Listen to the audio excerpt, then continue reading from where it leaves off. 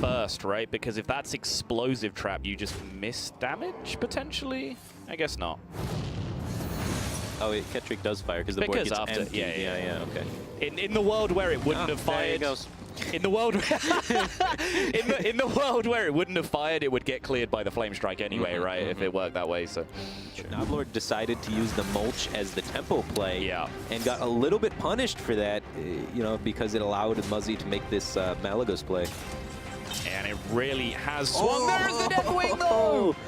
That is huge. Slam the Deathwing. Cross your fingers. You haven't seen a sap yet. If it is not there now, you are going through to the semis. Is that enough damage to clear? I'm not sure it is. He doesn't have the mana to get the double spell damage boost. So that would be a 7 damage Shadow Strike off the Moonkin. Yeah, it's just not good enough. That's not the sap. Auctioneer is a whiff. Auctioneer backstab prep sap. That is a line. That's something he could have done for sure. Muzzy just doesn't even go for it. There was a very minor out for Muzzy, but the Deathwing, the tech decision for Noblord, the card that stood out of his entire lineup as a niche decision. Has to rely on that hero power. Another Ragnar shot. Here we go. One more time. No! And Noblord he can't handle it, man. Now we have to go once again back over to Noblord. And he's at 1 health remaining. Ravaging Ghoul. It's a 3-cost minion. You can play that with Brawl to give himself a 50-50 to clear the board. And then he has a shot to win the game from there. Even if he misses it, there's the Brawl. The Ghoul wins, and Noblord wins the game. Oh my goodness. Game 5 is over, and Noblord, after a roller coaster of emotions, it's going to go 5-2. In this case was 2 for Rutgers. Galaka Crawler, Naga Corsair that stuck to the board.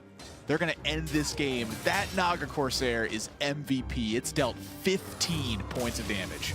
4 health. So difficult for Vassar to deal with. Their taunts have high health, but not very high attack, and that Naga Corsair was able to close out the game for Rutgers. We just kept winning, and then in the Swiss we lost round 1, and then we just kept winning. So we got our losses out of the way, and then when it counted, we got the wins. So that was good. Well, came in very clutch, and you did do it. You are through to the live finals. Do you see any merit to the idea of tapping before you go drop down Malchazar Zip and then Soulfire? I think the only issue with that is, let's say you draw into a Soulfire after you tap, then there's a chance that you could discard your Soulfire and lose the game right there. Whoa. Getting the Direwolf. Let's count the damage. Is that going to be enough? Yeah, it's just barely enough. I cannot believe it. The Direwolf being the difference maker. But they have no way to heal, and that Frostbolt from Rutgers is going to end the game.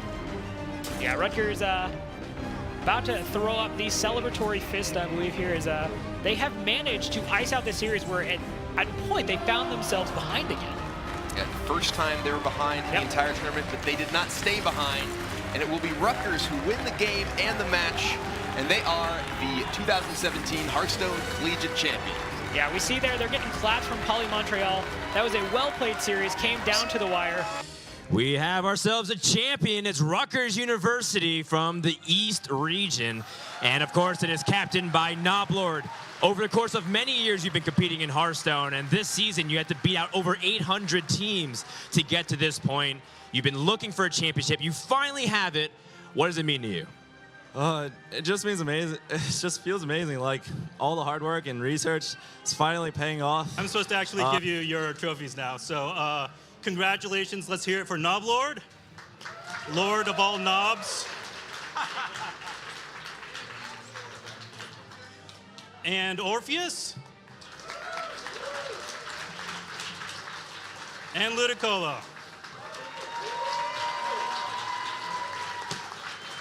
Congratulations, guys. Amazing performance.